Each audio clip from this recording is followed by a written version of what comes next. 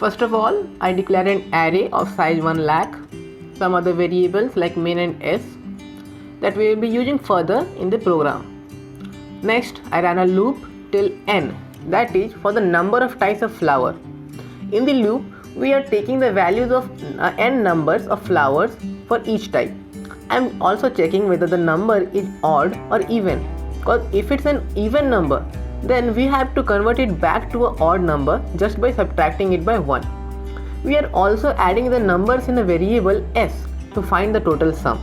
Now, I just found the minimum value by doing this simple trick. Many of you must be thinking that why? What is the need of finding a minimum value here?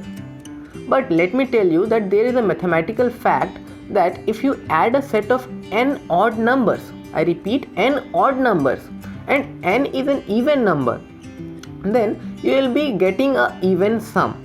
Yes, to repeat, you will always get a even sum if you add the n odd numbers and n is an even number. And according to the question, the maximum output shall be an odd number. Therefore, we will be eliminating the minimum value, making the even n odd. So, as you all can see, if n is an even, I subtracted the min from the sum, or else the sum remained the same. So, let's go and check our code now.